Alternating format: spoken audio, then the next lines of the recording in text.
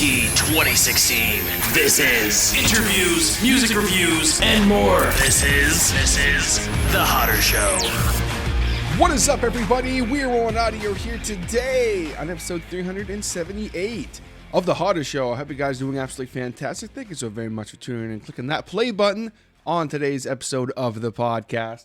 I am joined today by the new homies, Dylan and Nick from Pneumonia Breath, and we have a really kick-ass conversation that you guys are going to thoroughly enjoy, almost like the journey that they've taken to get to Pneumonia Breath. We talk about past bands, we talk about kind of their interesting intertwining musical journeys in the early days. We talk about the release of their first EP and then the release of their second EP, Nothing Forever, that just came out last month. And we, of course, talk about the fact that as we were recording this, they had a upcoming show at Sneaky D's in Toronto that was actually on September 9th. And it ended up being a sold-out show, and it was just a absolutely kick-ass debut show for them. So full disclosure, we do not talk about that because this was recorded ahead of time. This episode was supposed to be out a little sooner than it was, and I apologize about that, guys. Had some issues with getting my RSS feed back under my control, which I'm unfortunately still working on. But we're here, we're kicking ass, and you're going to thoroughly enjoy every second of this episode. Full disclosure, there are a couple times where Dylan's audio kind of sort of comes in and out. His connection wasn't great where he was, so I do apologize about that, folks, but I did my best to fill those parts in and make it sound as good as I can. Unfortunately, when you're doing stuff over the internet, sometimes you are at the mercy of internet connections, which is always a pain in the butt, but I think that you guys are going to still really enjoy just the story that these guys have and a lot of really funny moments as well. I mean, just talking about anytime that high school bands are brought up on this podcast, it's always a good time, and they have some really interesting stories about that. And then, of course, also Nick's past with Longlist, which we do talk about a little bit as well, because Longlist were featured on this show a long time ago, and a little bit also about how both of them kind of came back to music. So definitely think you guys are going to enjoy every second of this episode. Before we jump in, I want to thank everybody for their support on last week's episode of the show, which was, of course, my chat with film and music composer J.M. Scherf, and it was the return of The Hotter Show. And I had a really great response, so thank you guys so very much for that. It really means the world to me. I've been doing this for over 7 years, almost 8 years now, and the fact that anybody cares is really, really cool. So just thank you. We got some great content coming up in the next few weeks, some really fun interviews, some exclusive first listen stuff coming up actually next week, so stay tuned for that. I cannot wait for you guys to hear it, just like I cannot wait for you guys to hear my conversation with Dylan and Nick from Pneumonia Breath. Let's get into it. All right, we're here with the boys from Pneumonia Breath. Pneumonia Breath? What the fuck did I just say? Holy shit. I mean, that might be a good way to start this, because, like, having a Fuck it, we're going to leave it in. Fuck it. Leave it in. No, because having a silent letter as the first name of your band name was one of the best decisions we ever made. So. Holy shit. We're just going to leave it in. Forget about it. From Pneumonia Breath, we got Dylan and Nick. Boys, what's up? How you doing? Fantastic. How are you doing today? Oh, I can't complain. Yeah, I love the fumble of the name, though, because that's a good learning tool for us to know that we picked the dumbest band name possible. So, not at all. I'm just the person that. No. We could have done something a little more simpler, but we had to fuck with everybody, and we picked this band name. So we appreciate that you let us know that. I mean, when we were coming up with it, my big thing is, like, I don't know. I find it really lazy because a lot of bands will just pick a name, no matter how many bands have it. Don't care. And then they run into troubles later, right? I just never wanted to be in that position. I wanted to be like, if you type this into Google, you're only going to find this. You know what I mean? You're not going to find, oh, is this the Connecticut band? Is this the Germany band? Is this the Australia band? You know what I mean? Like, that's just, and then nobody's ever put the words Pneumonia Breath into the same sentence. That's what I learned when we came up with this name. So it was just, fuck it. That's it. By the way, are we swearing on this one? Or Yeah, you let her fly, because I think I Cool. dropped like an F-bomb and an S-bomb like I just went 40 into it seconds and in, just started so. dropping F-bombs, so it is what it is. Oh, and which, by the way, before we get into all of this, thank you for having us, because this is the first time that we've actually had an opportunity to talk about the band that's not been between us five. So we really appreciate that, and we appreciate like all the stuff that you've done for other local bands. There's not enough people that do this kind of shit. So thank you for that. And thank you for having us. And we're pumped. We're jazzed. I'd love to shoot the shit and talk more about this, because it's been kind of annoying. As much as I love Nick, it's kind of been annoying to just only talk to him about this band. So it's nice to talk to other people. Well, when we get into the backstory, yeah, you're going to realize it. You're going to realize how we not killed each other by this point, because it's basically been 4 years to this point.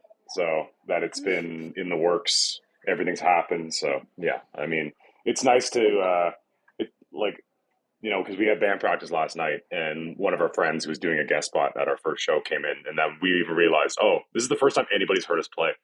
That's not us. You know what I mean? So like, as this is kind of starting to unfold, it's kind of interesting. So getting to talk about the band with people and it not be some weird kind of inner circle thing, super awesome. So yeah, as like Cooper said, thank you so much, man. I'm stoked to talk about it with anybody else but him.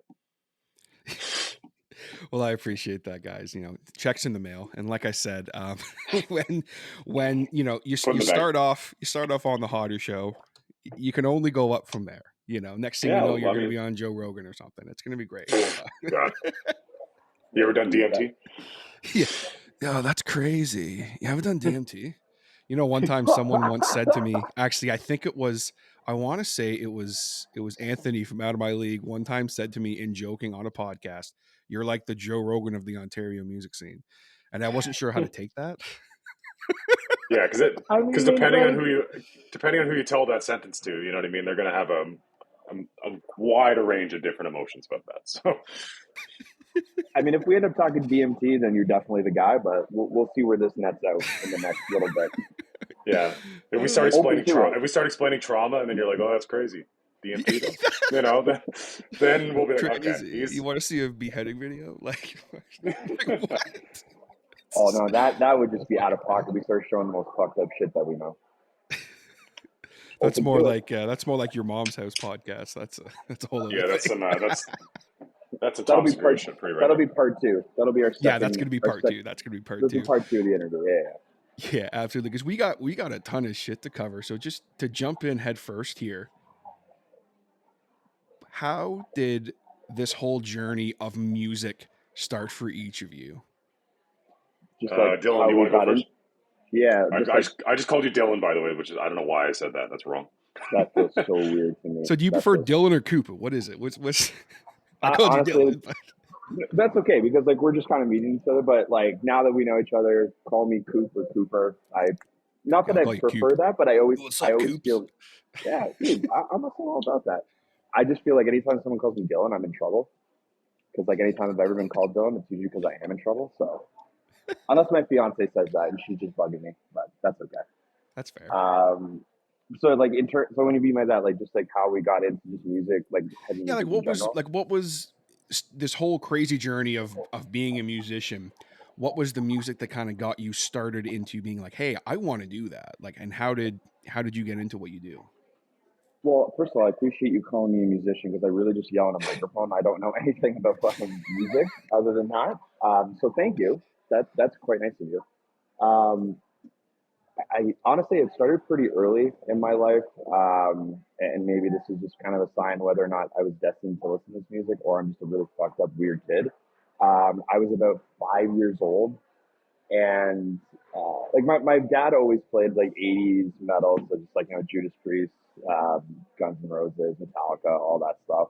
So I had a little bit of exposure there, but for some reason when I was about 5 years old, we were flipping through the stations. Don't know what station it was, but Rob Zombie's Dragula came on, and I loved it. Like I was obsessed with it, and I would sing it to the top of my lungs as a 5-year-old kid. So you can imagine what the kids in like senior kindergarten at the time were thinking of me. And I remember my parents, we went to, I think it was like Music World or something at the time, and You're dating yourself with that one. Yeah, dating myself a little bit here, Music World. And there was two CDs I had a choice from, which was the Dr. Dolittle soundtrack or Rob Zombie's Hellbilly Deluxe. Yo, those are And I both chose bangers, though. they're both bangers. I'm not gonna lie, the Dr. Dolittle soundtrack kind of slaps if you look at it. But I chose Rob Zombie. A 5-year-old kid should not be listening to that album at all. Would not recommend it. But I love Dragula so much, and that kind of opened the gateway to stuff. So obviously, like, yeah, love that. Love like the '80s stuff that my dad was always playing in the house. I think where it really started to open the door was hearing Slipknot for the first time. I remember, again, flipping through channels. I don't know what channels I had, 'cause apparently I'm playing some sick music, but hearing Wade and Bleed for the first time, and that was just mind-blowing to me for something to be so aggressive, but yet melodic, and just kind of gravitated towards that. I had some different phases of music here and there, but from about, I think I heard Slipknot when I was like about 10 years old, loved it, kept listening to it here and there. And then I think more so of the stuff that I listen to now, before this all started, we were talking about Hatebreed, but I remember, if you remember like the Marvel soundtrack from the old Marvel movies, they used to be kick-ass, and they'd have some heavy shit on it. And I remember getting the Punisher soundtrack when I was about, I want to say 11 years old, maybe even younger. I can't remember when that came out, but I heard the song Bound to Violence, which is actually not on any Hatebreed record. It's just a song they made for the soundtrack. And I was like, I did not know shit like that existed that was so heavy and so aggressive.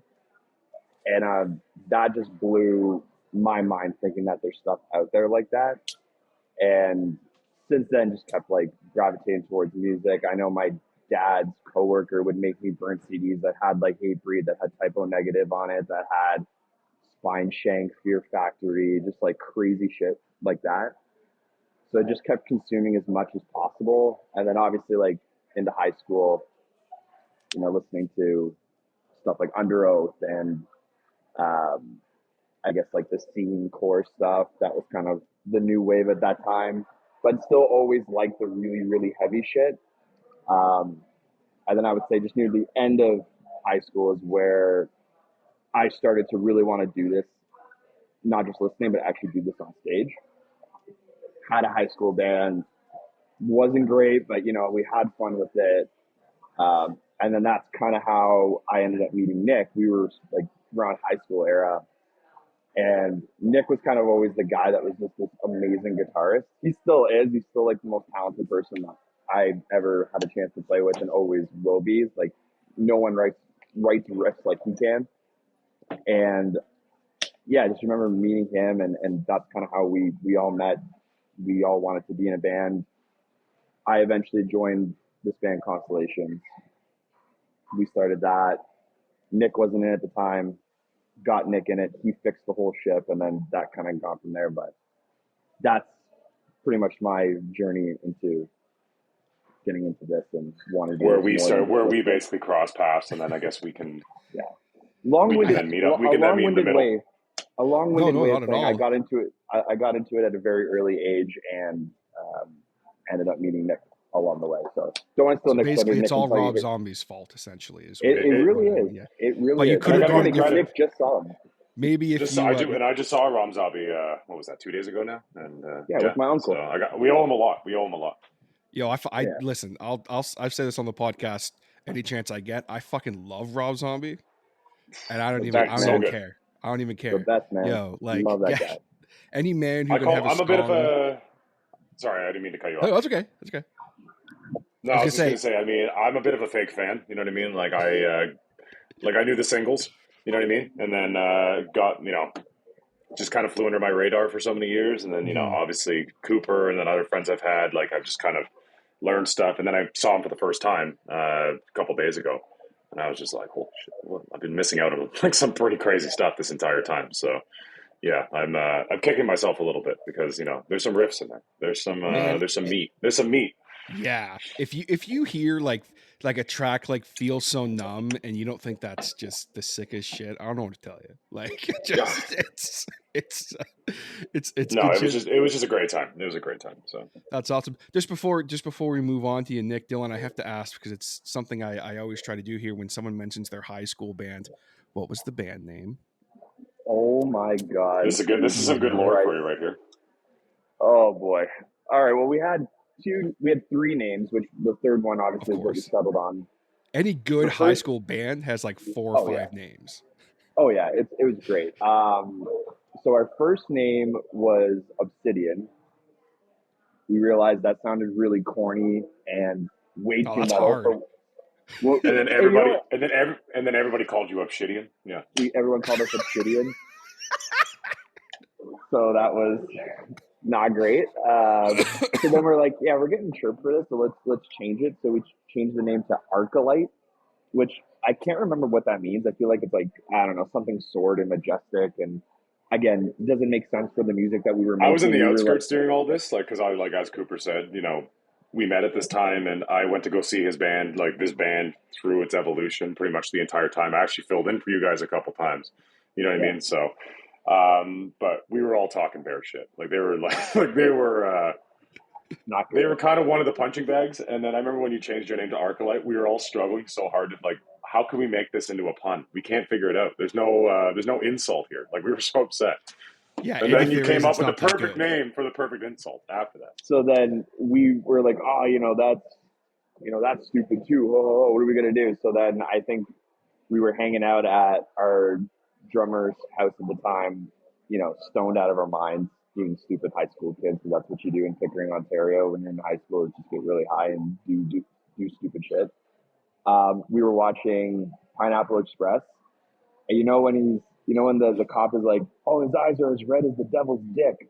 We're like, so then we abbreviated it to ARAD, and that just opened the door to so many memes. And you know what? ARADD. ARADD. We had ABAD. We had, actually, I can't say that anymore, so we're not going to say that anymore. So yeah, ABAD. We'll say ABAD for the podcast. That was the one that stuck with us a lot, and that was a pretty shitty name.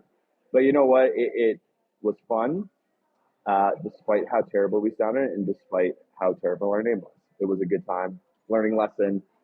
And clearly I didn't learn it because now I'm in a band called Pneumonia Breath. So like names clearly don't fucking matter to me. Or what did I say? It was like Pneumonia or some shit. Pneumonia something. You fumbled it, but you know what? That's okay. And we've already expected that our name's gonna be fumbled a lot. So PB and J. Yeah, we gave everybody an alphabet soup of a band name and left them to their own volition. So I don't know. I'm sure no one else will ever have that problem but me, because that's just. Oh no! We know it will happen. Trust me. Well, I guess it's one of those. It's one of those words. I think there's like a Family Guy gag about it. It's like, Peter, run like the wide. It's like, you mean wind? Oh, I've only seen that word written. Like you never like say. Who says pneumonia like regularly? And then how often do you see it spelled? I guess I don't know. Unless you're struggling with it. The only reason I know how to spell pneumonia now is because like everything is circulated around this band. Yeah. If it has nothing to do with my life, it has nothing to do with work, or it has nothing to do with time with my fiance or friends, it's band related. So like I've learned to really spell that correctly. Don't put me on the spot though, please. Whatever you do, I'll probably fuck it up now. Don't test them on it. Yeah. Don't test me on it because I'll probably fuck it up. Okay, so it's a F and F fumble B X Y 2 3 exclamation point. Starfish. Yeah. That's good shit. I like it. Well, and listen, those aren't the worst high school band names I've ever heard on this podcast, by the way. So that's there you go. I've heard worse. God, we'll have a chat. I got a good one for you coming up, by the way. So don't sign off. Okay, well now, so how about for you, Nick? How did this journey for you start with to become just a fucking riff lord? Well, I mean, first of all, don't oversell me here, but I appreciate it. Thank you. However, where did it start? So it's kind of a little long of a story, but I'll try and keep this as tight as possible, because I owe majority of my musical my interest in music to my dad. Like he was kind of the one that really showed me everything that got me interested in everything. So when I was really young, like I mean, the only thing I cared about when I was like maybe think about the time frame, probably like 7, 8, 9 years old in that range was like all I cared about was fantasy, superheroes, comic books. That's all I cared about. Like that was all that was on my mind all the time, and that's all I was watching. I just wanted the new action figure. And then I even got to the point where like I was, getting my dad to take me to Comic-Con and Fan Expo and stuff like that. And then I think that's when he kind of had a little bit of an awakening. It was like once he took me to Fan Expo and Comic-Con, he started looking around at some of the people that were there. He was like, I got to do something now. This is going to be a problem. You know what I mean? You know what I mean? Like he's like, I want my son to be a weeb. Yeah, exactly, right? Or comic book guy. Or not weeb. I guess that's only anime, but yeah, that's whatever. No, but that's fair. It's still it's all in the same realm as far as I'm concerned at this point. But I'm sure I'll get someone offended for saying that. But besides the point. Listen, we're not saying. Listen, the Hotter Show fully supports people who want to be weebs. No problems here. Yeah, I live with one. It's fine. Listen, I was in a band with a weeb for like 10 years, pretty well. Carry over. Brother-in-law's a full-on weeb. It's fine. I love him. It's fine. You know what I mean? Not my thing, but you do you. Anyway, so moving forward here, he then just I don't know if this was a conscious effort, but like for story purposes, it feels like it should be because of just how smooth of a transition it was. My dad shows me the band Kiss. That's kind of where, and they look like superheroes. This is perfect. I'll get him into something else. I'll get him into So I remember one day I was at his place at the time, and it was like a Sunday morning, and he's like, "Oh, I taped this thing that was on TV last night. You might like it." And it was much more music. He used to do these like live concert things that they would like play live concerts from different bands on like whatever Saturday nights or something like that. And one of them was like from Kiss's farewell tour at the time. And this was the year first of 30. This was the year to put in perspective. This is the year 2000, 2001. So, and here we are now with. Our friends in Crownlands, opening for How Kiss. fucking cool is that? That's crazy. I mean, it's crazy because my old band Lungless used to, our jam space was like next door to them, so we'd always be kind of like they'd be coming in and out while we were like they were loading in or loading out from their show while we were doing the same thing, and now they're opening for fucking Kiss. Like that's crazy. That's wild, man. And they deserve it because they're so awesome. So if there's anything to take away from this podcast, it's that Crownlands is awesome. And they're good people too. That's both Kevin and Cody, they're both awesome, Yeah. But anyways, where am I going with this? Yeah, so then I just got infatuated with this band. I was like, oh my God, this is amazing. And then I just, at first I was just looking at like the whole fantasy part of it. Like I was just like, I want, and like, this is not a sentence I would say now, but at the time, all I wanted to be was Gene Simmons. Like that was like, who doesn't? That was my aspirations in life. But then I really started listening to the music, and then I'm starting to get into that. And then my dad's like, "Oh, if you like this, I got some other stuff you might like." Then he showed me Black Sabbath, and then that was kind of like the real turning point for me. Like that's when I was like, "Okay, this I like. Like this is And then from there, then it was Judas Priest, which is a big band for him. Rainbow, Dio, a lot of those like the Scorpions was a big one as well, which was my first ever concert. I saw Scorpions at Whitesnake in 2003. So this was all kind of like brewing, and then. Then from there, it was like I was that weird kid in school that liked music that nobody else liked. You know what I mean? Because I was liking all this old dad rock, and that was before it was cool to like dad rock. You know what I mean? like H&M wasn't selling the shirts yet. Like we weren't in that time frame. At that point, the biggest artists were Eminem, 50 Cent, Nelly. Like that was I was being I'm not going to use the words, but I was being called certain slurs for some of the music I was listening to. Like, oh, you listen to Kiss, they're all. You know what I mean? Like, I don't know. People were just trying to get a rise out of me, right?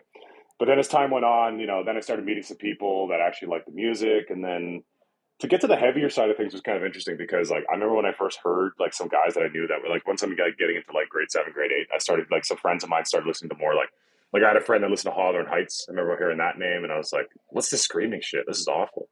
Like, I remember thinking it was terrible. I was like, this is awful. And then...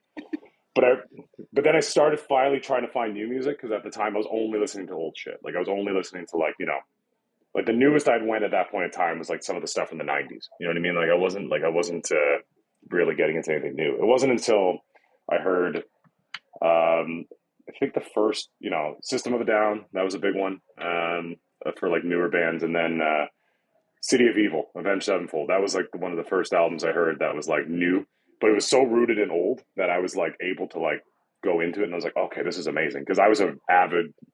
I know you play guitar, right, TJ? Yes. Yeah. Yeah, okay. So I was an avid Guitar World reader, so I was learning about all these bands. Like I was collecting magazines from as early as 2003.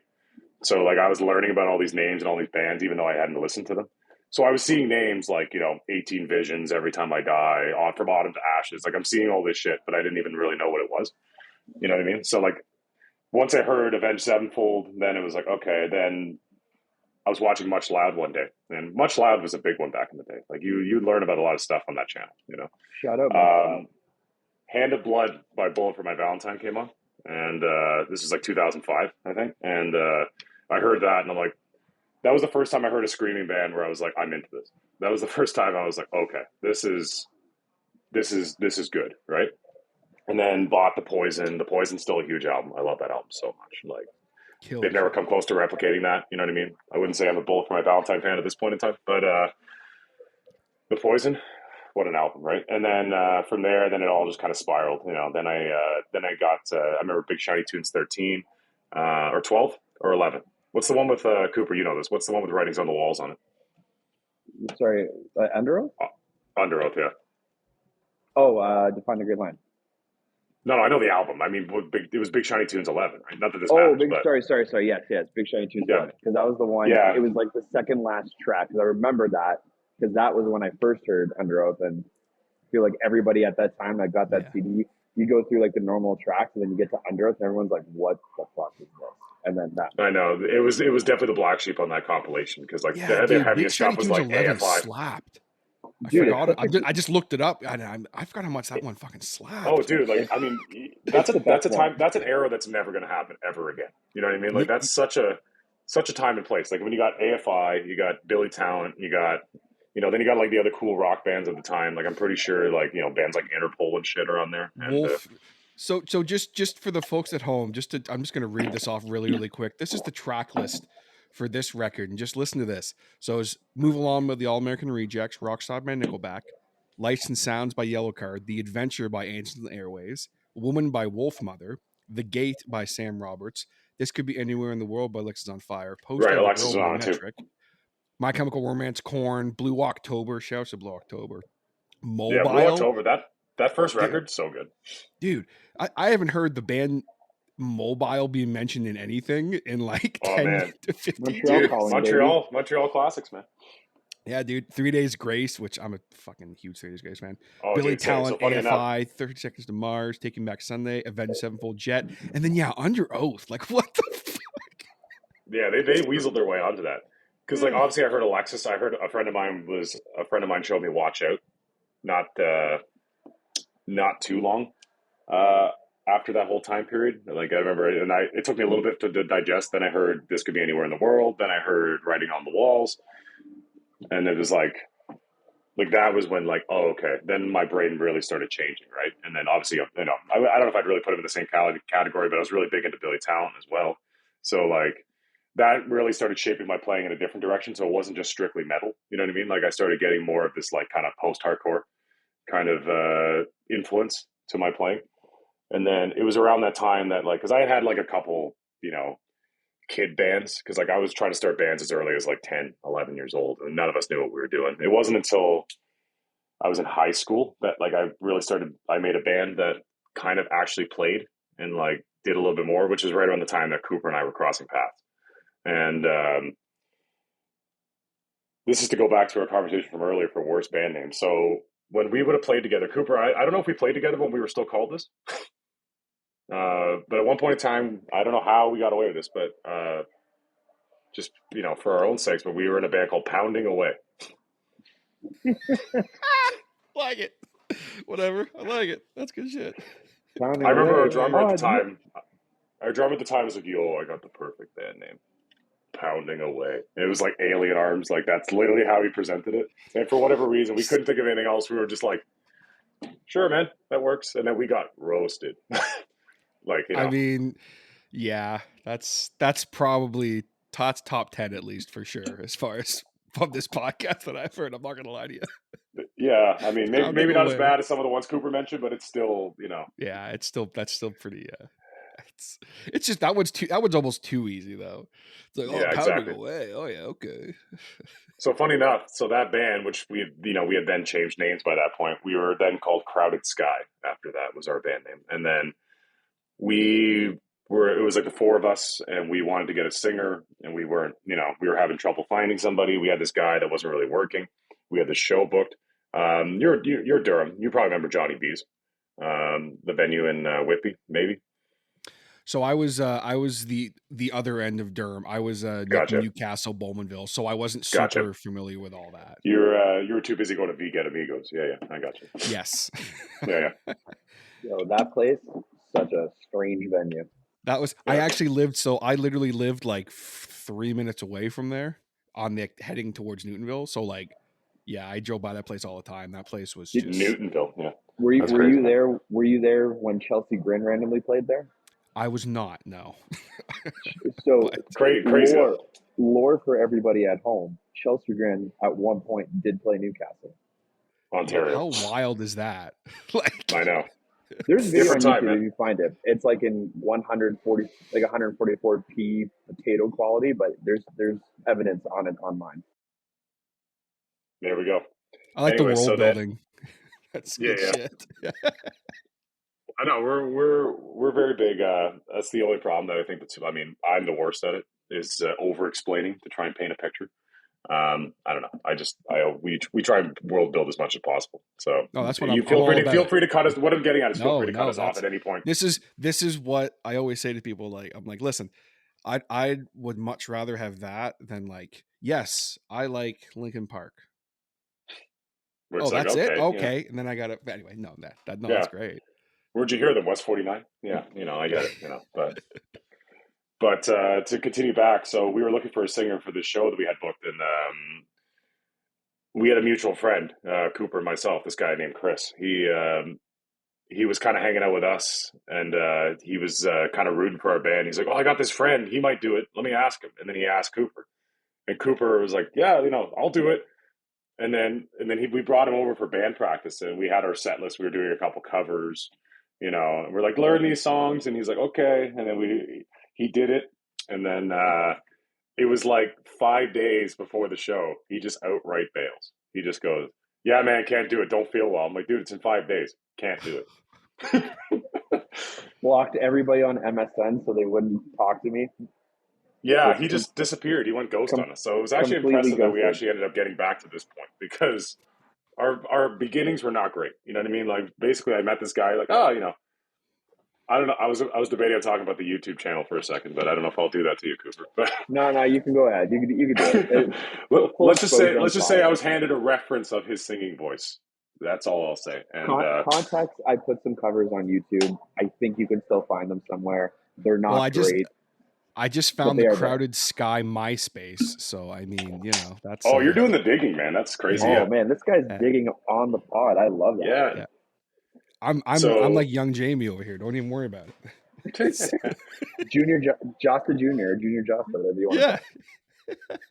That's crazy, man. So then he bails on us. So then we ended up having to like find two guys to just sub in, and like it was. But then from there, we eventually found a singer, and then started actually playing. And then that's when we crossed paths with Abad over here. And then Abad. But it was kind of like, I don't know what happened. It was just one of those, like, once we like kind of started playing shows together, like that, everything that, like that whole you ghosting us thing, that just kind of didn't matter anymore. Like it never came up again, like until much later, once we were able to joke about it and just be like, "Oh, remember when you did that, you piece of shit?"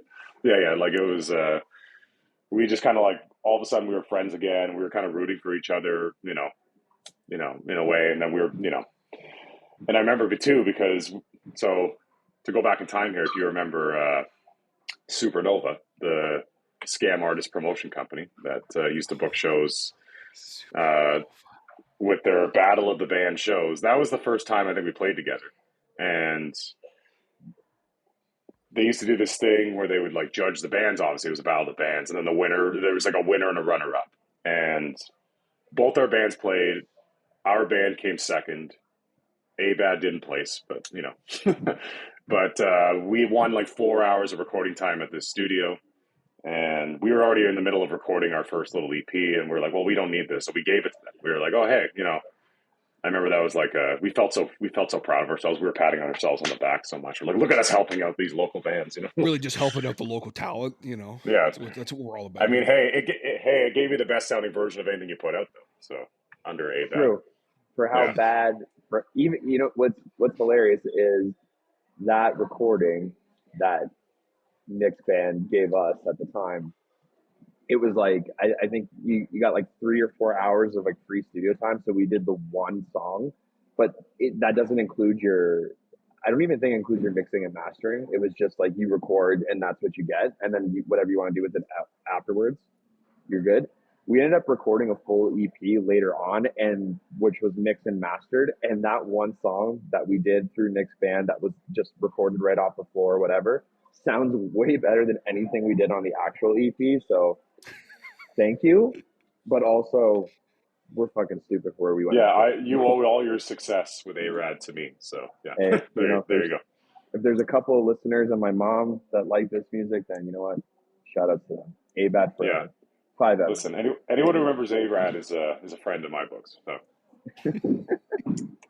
So to move forward here, then that band kind of took our sweet time, puddled along. That didn't really amount to anything because we were having member problems. Couldn't find we had to let our drummer go. Couldn't find a new guy, and then we just kind of inevitably just imploded, and we were just like So at that point in time, I was desperately looking for something else to do.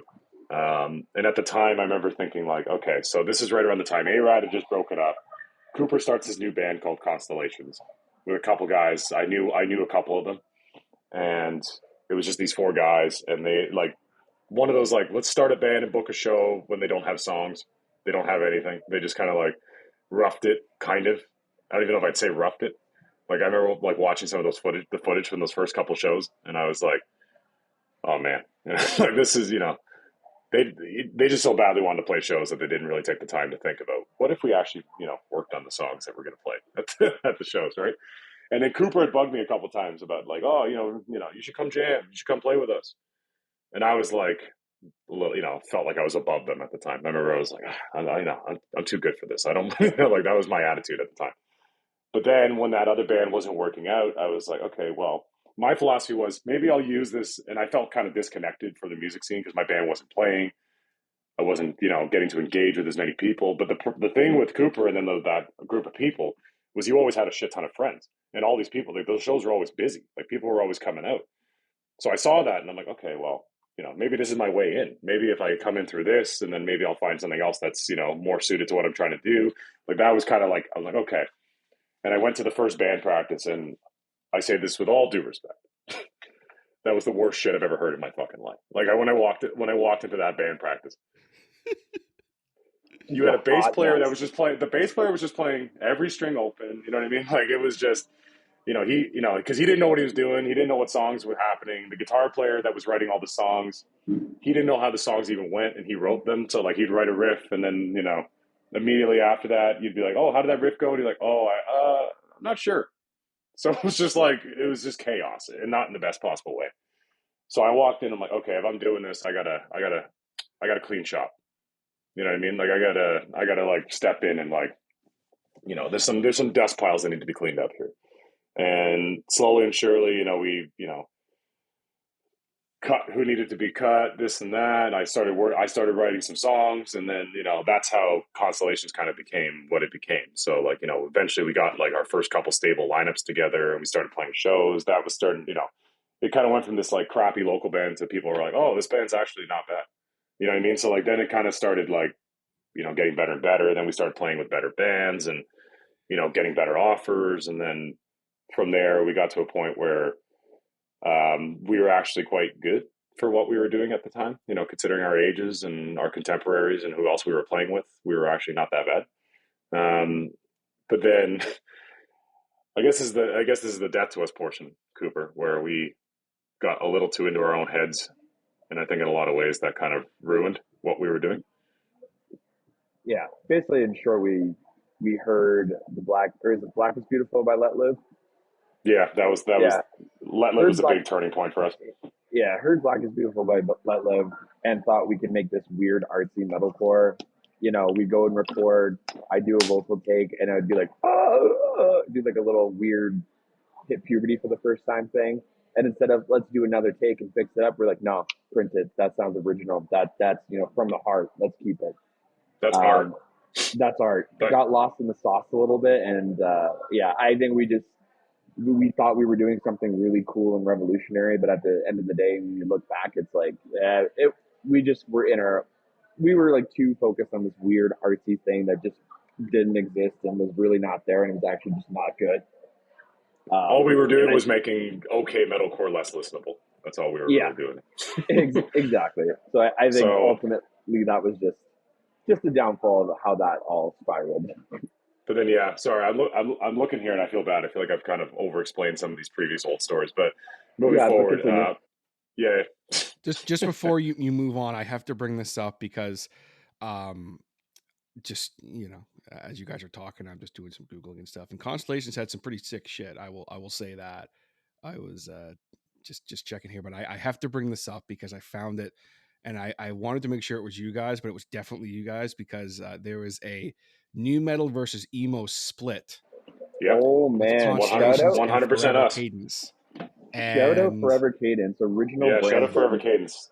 So Forever Cadence, if you're not aware, Forever Cadence, two guys in that band ended up starting Cold Shoulder, and a couple other guys went on to some different bands. But yeah, those guys are awesome. Yes, big shout out to them. That's a band name that has come up on the show a bunch before too. But I just wanted to shout you guys out for that because the fact that you guys covered Paper Cut, which is like my favorite Linkin Park song, just have to show.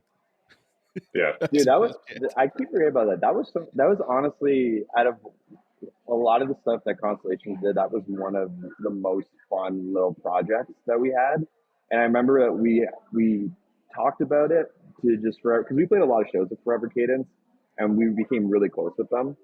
And I remember we were talking like, we're gonna do this, and they're like, want to do a split? We'll do emo side, you guys do new metal, and then that's kind of how it came up. And everything we recorded with our bassist, also Mike Griffin, who's vocalist of Lungless with Nick. He recorded everything at his parents' house, and very DIY. Very DIY. We just had a fun time doing it. Also, random little tidbit about that split. If you listen to Nookie, the shotgun like cock that you hear is an actual gun, and it was his brother's because his brother's like a big army guy, so he had like a replica shotgun. So actually, when we were, the part where it goes do do do, that was a real. That's actually that we did, which is kind of cool.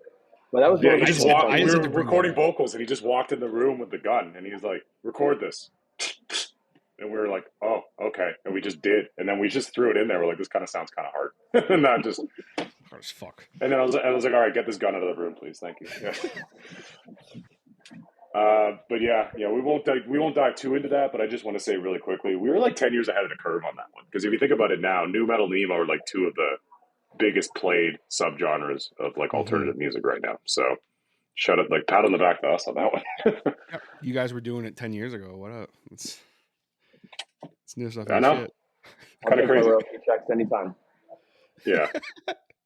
But then eventually Constellations, so just to try and tie this up to get to Pneumonia Breath as quickly as I can, Constellations, Cooper was kind of checking out, he was about to enter a different era of his life, and being in a band, touring, because we had just bought a van and we were ready to do the thing for real, after, many runs and tours of doing it in a van or doing it in like we used to play shows out of a Jetta station wagon with a trailer on it, you know what I mean? Like, once we took it to the next level, we did it, man. Like we did like 8-hour drives to Quebec. We were roughed it. We were roughing it. 5 guys in there. But then once that happened, so Cooper leaves. We do our last shows, and because Cooper left, the rest of us were like, okay, well, we still want to do this. We bought this fucking van. What are we gonna do, right? So then that's how Lungless started, because everybody but Cooper was the first lineup of Lungless, and then that's how Lungless came to be. And I know you've talked a bit about Lungless. So I know you did I remember you doing a review or something on. I was just gonna say that I still think that Tired Eyes EP is fucking mint. Oh, thanks, man. I I love really think those. that song too. I think that was when I heard it. Like, I think I remember saying something on the podcast, which is stuff I never usually say, but I was like, "Yeah, this is my favorite song of the year, like hands down, 100%." Like, I don't normally say things like that, but I was I like, remember "Yeah, you this shit, saying that, this and I is was like like, my "Whoa, favorite that's a song." bold Yeah, statement." I was No, like, that's there's a really lot of nice, really man. good shit that year, but I was like, "No, this is my jam." Hey, man, I appreciate it. I felt like that one really flew under the radar in so many ways. Just I think a lot of it too was just maybe the production wasn't what it was supposed to be. I don't really know, but it was just you know I thought those songs were good, but it just turned out to be what it was, and then that was kind of right around that time period. We can just skip ahead, and if we have time, we'll talk about it later. But like that was basically where like once we put that out, and then we started doing shows off that. That's when I was kind of starting to get into a different mindset, and I was starting to think, okay, I think I might have run my course with this project. I wanted to go back to school, wanted to do some other stuff, and it was right around this time that Cooper was kind of coming back into our world, and after being temporarily absent for a little bit, because you were off doing your own thing, and it was around that time that we did a little Constellations reunion. We did it for charity. We just a couple shows, played the old songs, nothing new, no merch, you know what I mean? Like we just just did it for fun, and then that kind of brewed the idea of, okay, well, what if we did something new, you know what I mean? And we talked about doing like, oh, what if we did a couple Constellation tracks, and then that kind of stemmed into, what if we just start a new band? What if we just do a whole new project? And then that's so basically once Constellations, because Constellations broke up and did our final shows August 2019, and it was right around that time that we actually started putting the gears in motion to writing for this first Pneumonia Breath EP. And so that tells you how long this has been in the works. So like around August, September 2019 is when we first started writing for Pneumonia Breath. Which is pretty wild. Just the way that how you guys were able to kind of come back together, and because that's something that you always, hate to see as a fan, when you see a band that you're a fan of, and one member goes off to do something else, and the other members move on. But it's like, well, like, and that's cool, but it's like, you guys have such a great dynamic of how your voices work together too. Like Thanks, man. I thought that was like, it was so cool because you're both in your own rights. You're both fucking powerhouse vocalists. So it's like, it's so cool to hear it come together. But when you started kind of really diving into writing for Pneumonia Breath, was the style that you guys are still obviously currently doing, was that right away what you guys were going for? Because it's different from Constellations, but it's still like that kind of, I guess, I don't hardcore metalcore kind of. I don't. Heavy. I'm not good with genres. I call it all. I'm like Lemmy. I call it all metal and rock. I just. Yeah. No. Honestly, I think we need more. I think we need a little more of that at this point in time. There's it's all rock and roll, baby.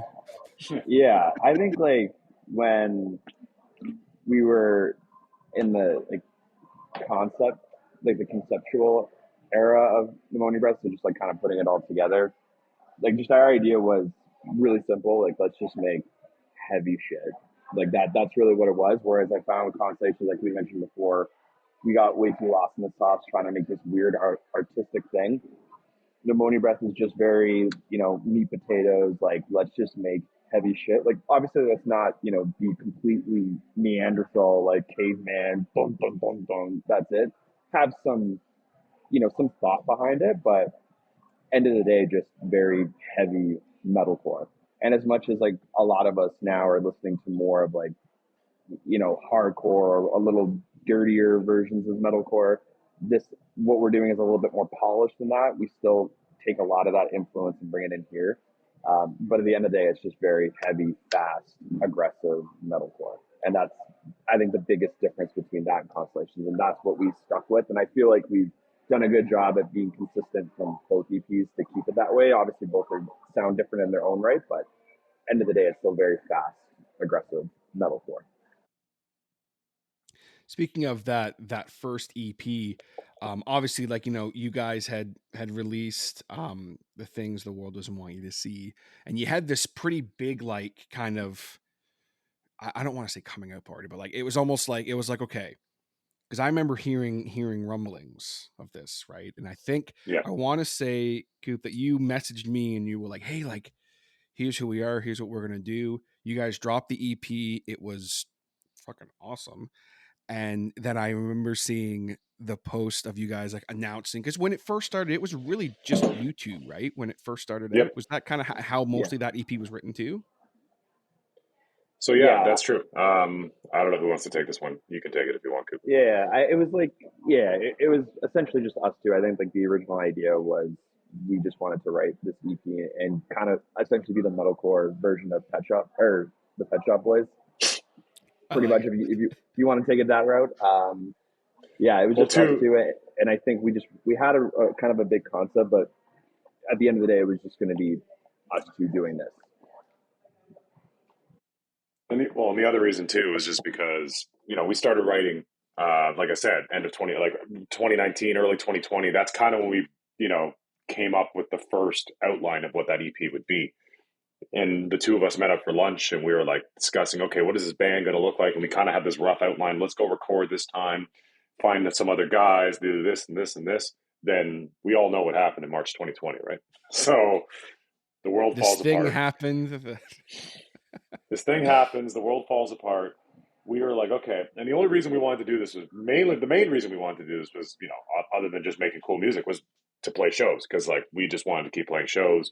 Because we weren't in a position where like we want to be in this band that tours and is making this our, we're trying to make this our lives. You know what I mean? We're not trying to do that. We just wanted to play shows. But to do that, we wanted to have some good music. And this all happened, so everything got shelved. So basically, like then it just sat on the shelf for like a year and a half.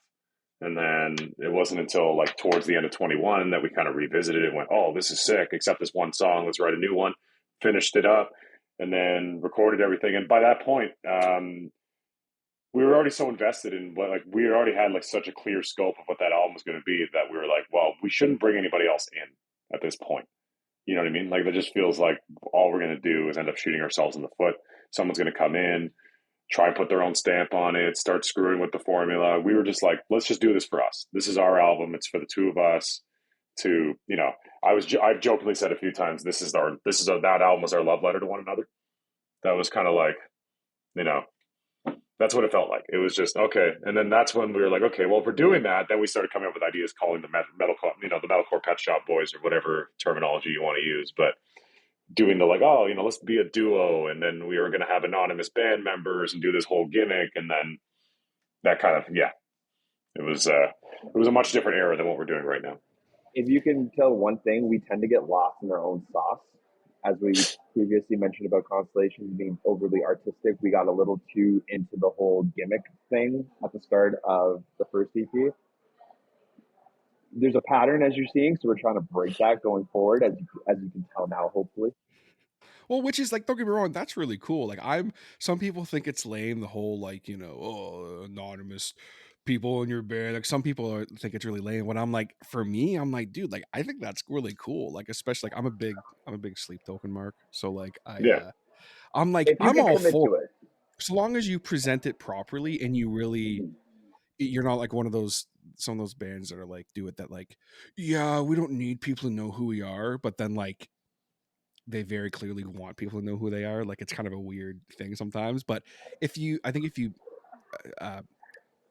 do it strictly for just the art and just as a really cool gimmick type thing, I think that's cool as shit.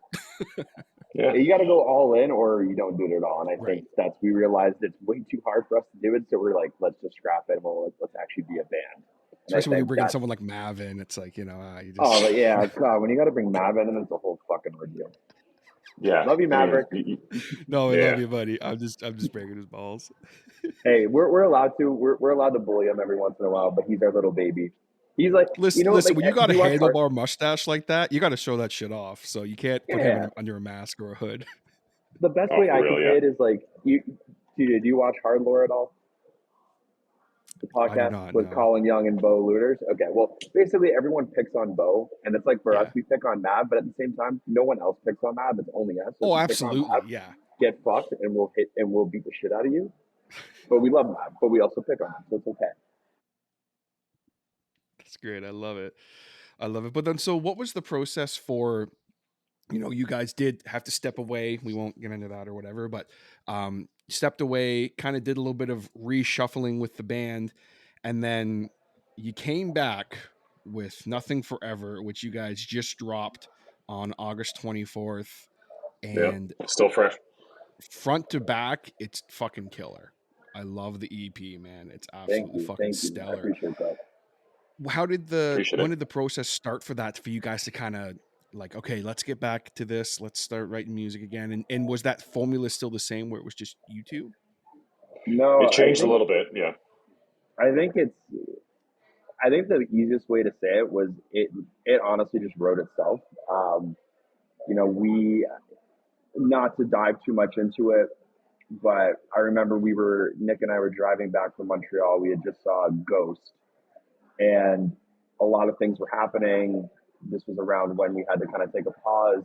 And right off the hop, we were like, we're going to write a 7-minute or 8-minute stoner doomerish kind of song, which ended up being Aware.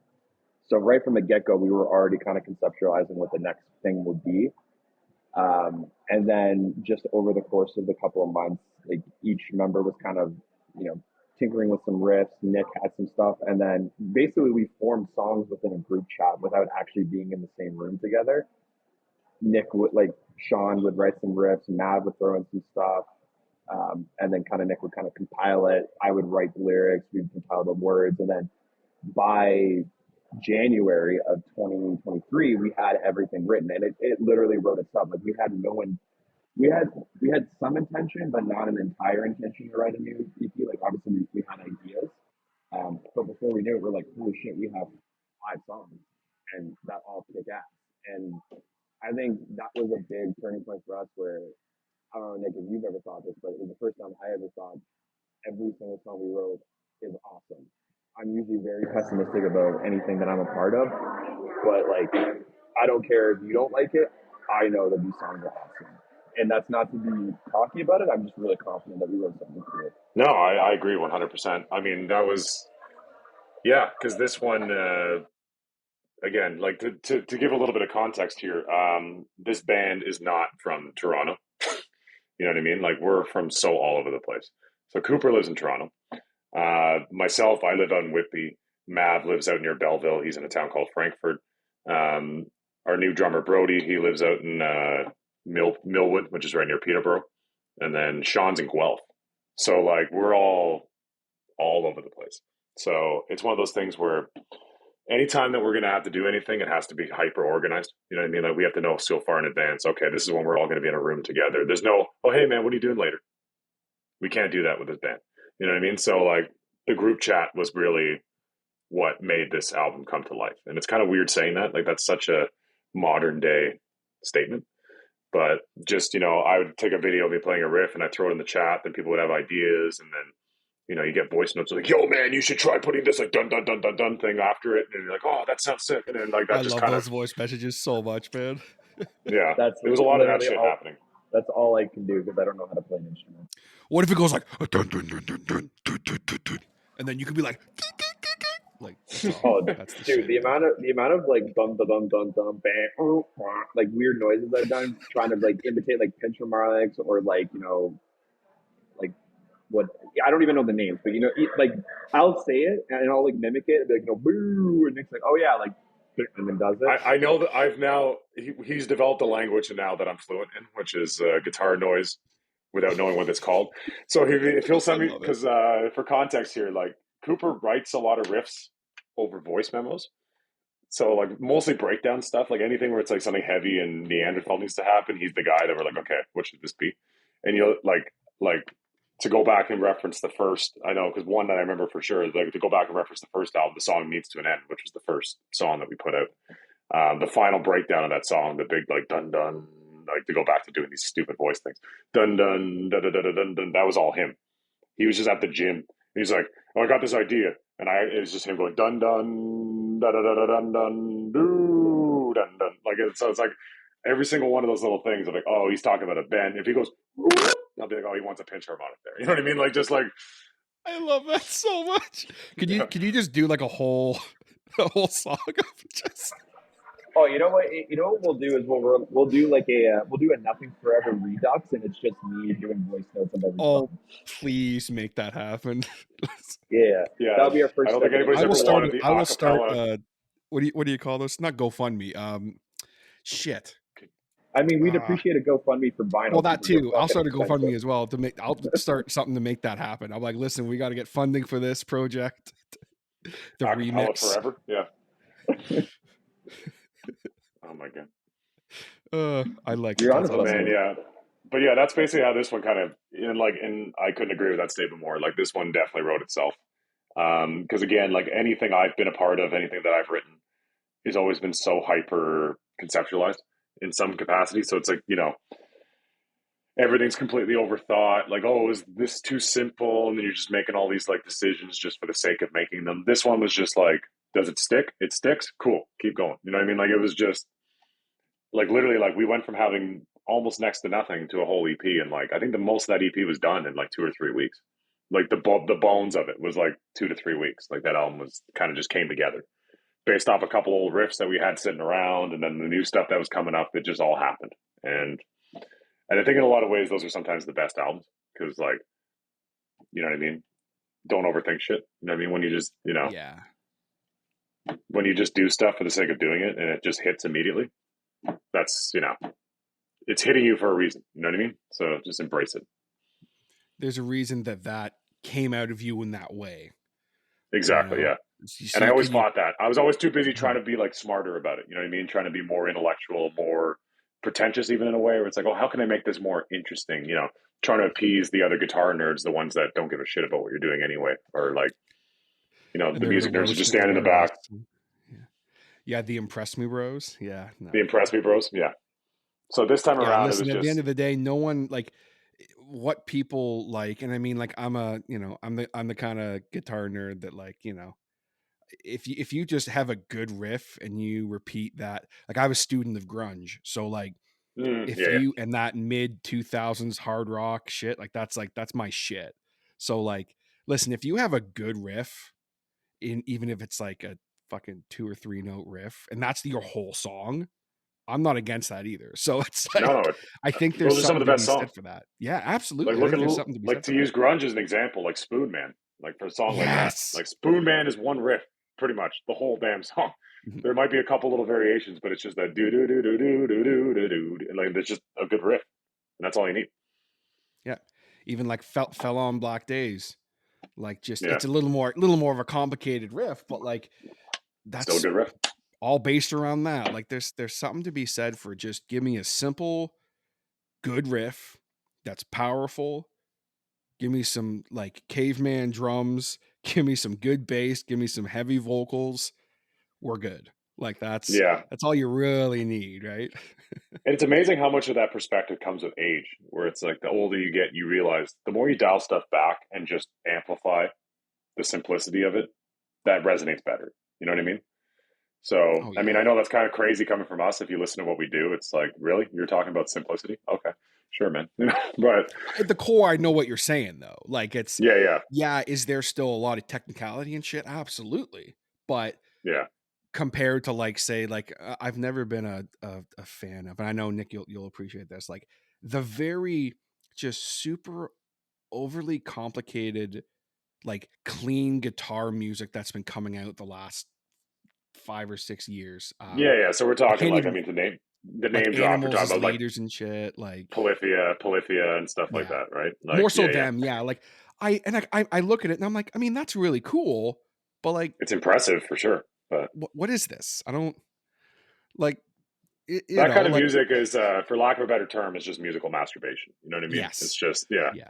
Listen, when I was working at the store and a kid would come in wanting to buy a guitar and I'd have to show them because like they couldn't play, so I'd have to show them something. I'm a shitty fucking guitar player, okay? So I'd be like, listen, I'd put it in drop D and chug some shit, and they'd be like, oh, that's the coolest shit ever. Yeah. And then like, how great was your life, by the way? Just to ask you a question, how great was your life when you discovered drop tuning? Just because you could sound heavy as fuck and you don't have to do anything but pick 3 strings. You're just you can just do other hands up here and you're just like, what's up? Dude, I I was only ever a rhythm guy, but like for me, I think one of my favorite things in the world about that statement is I'm a huge fan of Soulfly and Max Calavera. Dude, that's So sick. the fact that Sepultura, this man. fucking Soulfly, guy baby. took, and also Sepultura, obviously Yeah. goes without saying, Calavera Conspiracy, still one of the hardest fucking band names I've ever heard in my life. Max just dropped, I think it was 2 years ago, Truck Full of Bodies is the name of the song, and his band is called Go Ahead and Die. That's Dude. spicy. I heard the song, but I actually never even realized that was the band name. Yep, Go Ahead and Die. Now- It's him and his one kid and someone else or something. Anyway, it's beside the point. But the fact that this motherfucker looked at his guitar one day, back in the day when he was like inventing a lot of crazy styles of metal, which he never gets fucking credit for. He's looking at this going, but yeah, he's going, well, I'm playing in like fucking drop B, to even tune down lower sometimes, and I'm not using the B and high E at all. So I'm just going to cut those off and just use 4 strings. And he's been doing that ever since. And the fact that this man has let's be real, he basically invented a style of fucking guitar playing. He never gets credit for it. oh, But dude, like, it's true. that's it. That's all he did. He just, and that's all. Like, even now, you watch him play, and like he's just playing like one or the first, like 6 and the 5th string. That's all he's doing. That's it. It's just like, But what? it works, right? You know what I mean? It's Like, wild. I mean, I know, yeah, that's just, I don't know. I'm at heart. I mean, as much as, I mean, I'm sure you'd listen to what I do and go, really? I don't believe that. But I've always been a rhythm player first. That's always been the way I've looked at my guitar playing. So I don't know. I've always, I've taken a lot of time to putting extra emphasis into like, simple things like, how are you chugging these notes? You know what I mean? Like, it's like good rhythm players stand out, and a lot of people don't know it, but it really makes or break, a lot of guitar oriented music. So I can definitely see that for you, like just having the style of riffs that you write and the way that you play. Like you can tell you're a student of good rhythm guitar players, because and I can tell you why. That's all James Hetfield, man. You know what I mean? Like James Hetfield, he's my all time like guitar idol. He's because again, especially once I had to start being a vocalist as well, because like growing up, I was like one of my first shitty bands. Nobody else wanted to do it. You know what I mean? So like I was guitar player and vocalist, and he was kind of like the blueprint for that. So yeah, man, like and he's like, in my opinion, the greatest rhythm player of all time. Oh, he like, has he's to be. just like, and then no one has that right hand. And I've worked so long trying to like, I downpick as much shit as humanly possible. Like I've put myself through pain. I have tendonitis, and it's all thanks to that, man. So it's all thanks to our Lord and Savior James Hetfield from Metallica, the greatest rhythm guitar player ever. Unless you ask him, of course, then he'll tell you that it's Malcolm Young, but that's he's up there too. Like you got to give credit to Malcolm Young. Oh yeah, you can't not as a rhythm like guy. If you are a student of rhythm guitar and you like, I've had this conversation before, and it's like, oh yeah, Malcolm Young was okay. I'm like, no.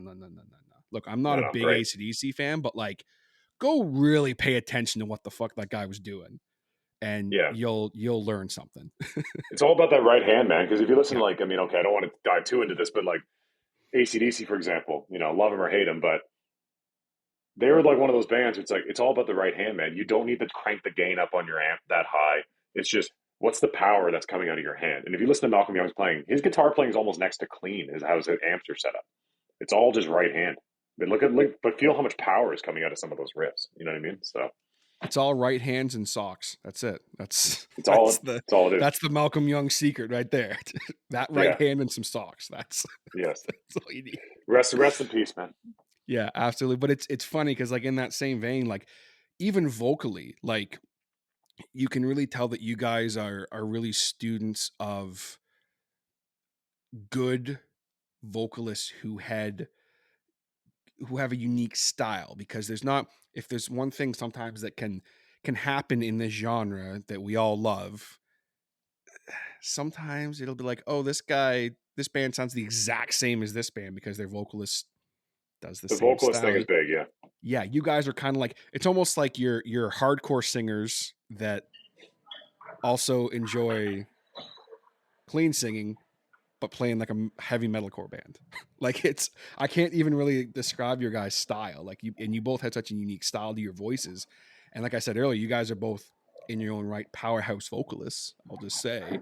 So it's like putting you guys together. It's almost like an Alice in Chains type thing where you guys have like, you mesh these styles together and it just works so perfectly well. It's almost weird, if that makes sense. I was going to touch on this earlier really quickly. The crazy thing is, though, is like until this band, neither of us were what we were now. You know what I mean? So like when Constellations was a thing, I didn't know how to do really anything.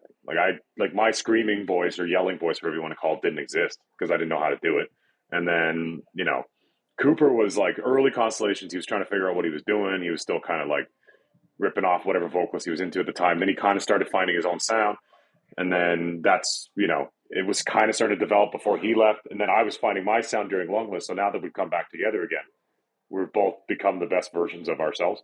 So it's like, this could only happen now. You know what I mean? It's like, it's not like we always had this dynamic. So I appreciate you saying that, but it's like just hearing that made me realize, yeah, this could only happen now. This couldn't have happened, I think it's also, it comes with age too. You find out different, you read different things, you put a little bit more time into research and you absorb a lot more music and a lot more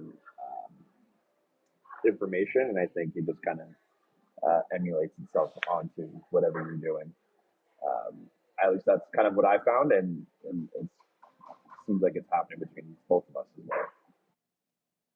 That's the crazy thing about the musical journey, right? You can start off in one completely different place and 10 years later it's like, oh shit, we're in this.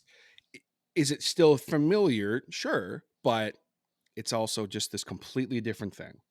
And it's wild how even if you get together with someone you haven't jammed with in a while and it's like, oh, like there's something here that wasn't there before, maybe. Like that's just the wonderful thing of life and growth. And it's so cool to hear this story of how you guys went from like I said, this whole crazy journey is just it's been wild to hear about. It is quite the story when you think about it. Yeah, like especially considering how many times we've interwoven with ourselves. We keep coming back to each other. So and now in my opinion, I'm doing the best thing I've ever done musically. I mean, I can't speak for Cooper, but it's kind of hard to top A-Rad, but I feel like I was thinking it might be tough, but I don't know. This might take the cake. Might. We'll see. We'll see after tomorrow. We'll talk on Sunday. We'll see how it goes. Yeah. So speaking of which, so like this is obviously going to come out after, but yes, I was just about to bring that up. Yeah, being September 7th, tomorrow's our first show ever. Or sorry, today's September 8th. My apologies, but tomorrow, September 9th, is our first show, and which is another crazy thing that we haven't even played live yet.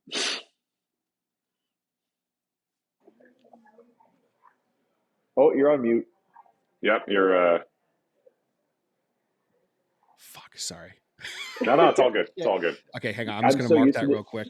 I do it while people are talking, just so you don't hear like shit like that. No, fair enough. 13.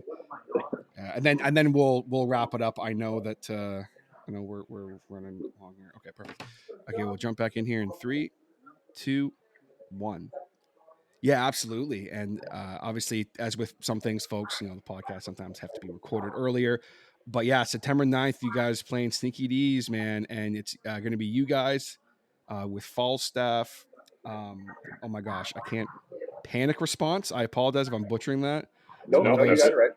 Panic Response. It's one of those cool band names where it's like the cool font, but I was like, fuck, I think that's Panic Response. And then obviously friends of the show, Seagrave, the homies. That's gonna be fucking wild, man. Like that's gonna be a killer show. How excited are you guys to finally play in front of people with this material?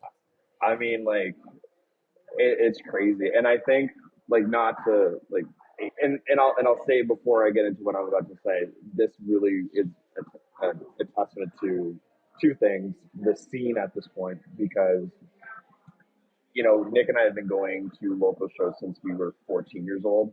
Granted, maybe we've been in different sections of the scene, But I remember the last time I saw it this good, I swear, was when I was 14 years old. It hasn't been this vibrant and alive, and there's such a cool new youth movement that's coming in, and everybody's getting into like hardcore and metalcore. And I think the pandemic, as much as it was terrible, did such a good thing for this type of music. You know, it's crazy walking out. Like I'll walk down the street in Toronto and I see 16-year-old kids wearing Deftones shirts. Like I haven't seen shit like that in a long, long time. So yeah, it's nice that it's not just 35-year-old horny men anymore. It's nice. Yeah. Sorry, and what I was trying to get to is like, one, it's about how great the scene is. Two, the bands that we have all kick ass, and because of both those two things combined, like we're almost like about like just at 75% sold the show, and that's just in advanced sales. Oh no, dude, I don't even know if you've seen the update. We're like under 40 tickets now or something like that. So there you go. Like we're almost sold out for this show. Yeah. And if you had asked me when we were about to play our first show that there's a good chance that this will sell out, I would have been like, you're fucking crazy. So it's insane that, you know, people care whether they're there for us or whether they're there for the other bands. At the end of the day, it's there for the scene. And if there's one thing that takes, I think, precedent from this band is like we love this scene so much, and we love what it does for people. We love the community. So the fact that we're able to play a show to that level with just our friends, and it's not because like some big opener or some big headliner's playing. Like it's literally just 4 friends that are getting together to play some art that they put together.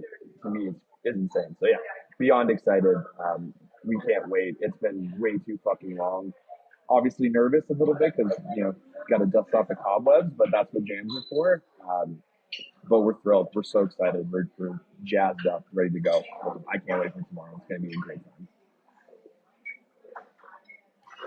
Definitely so, boys. Well, I appreciate you taking the time. It's been so fun getting to chat with you and hear all about this journey to Pneumonia Breath, and I can't wait to hear about how the show went too. Send me a voice memo of some riffs and and how the show went.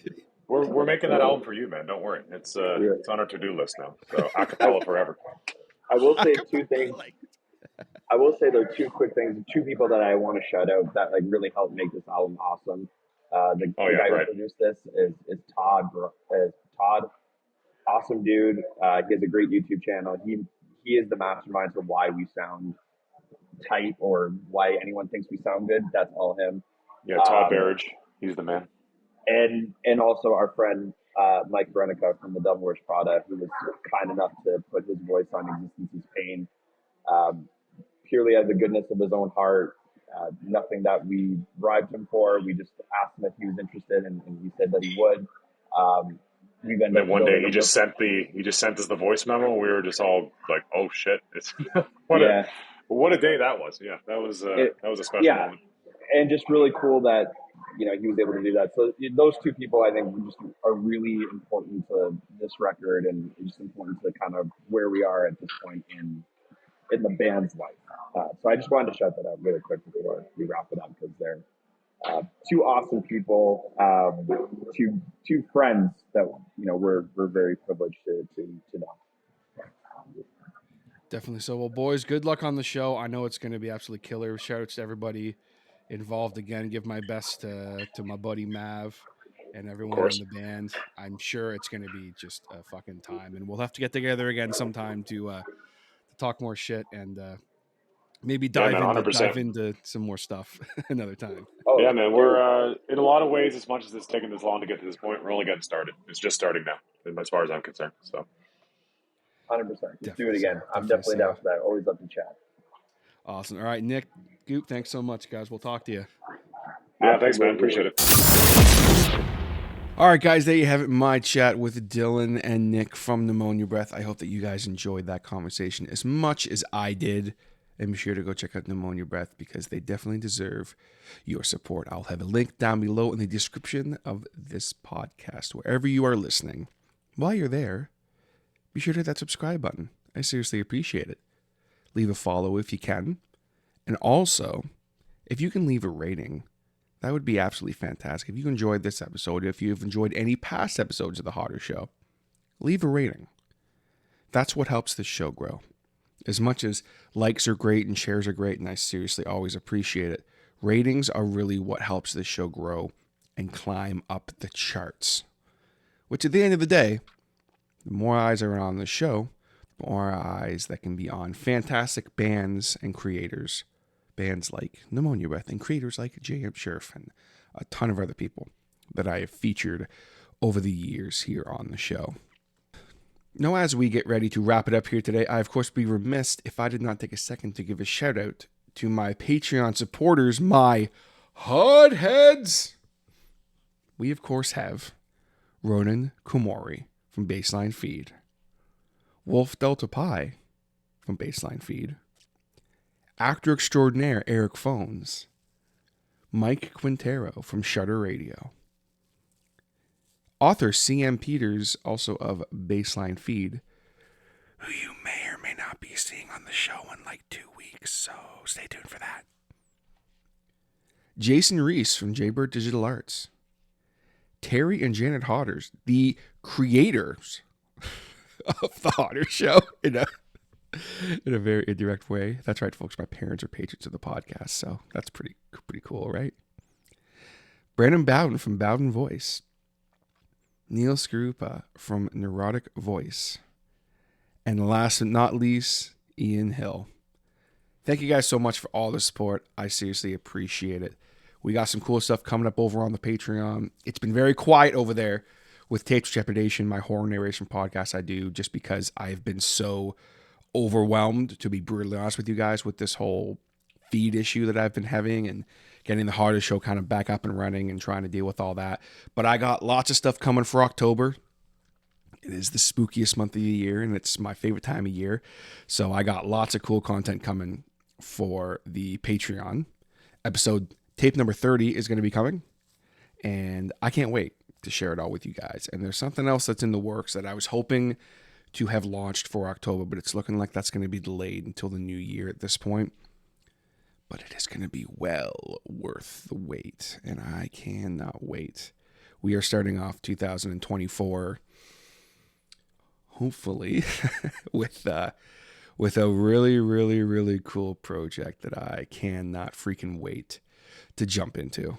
Just like I can't wait to jump into the next episode of The Hodder Show with you guys. Thank you so much for tuning in. Have a wonderful rest of your week, and I'll catch you next time right here on The Hodder Show. Take it easy, guys.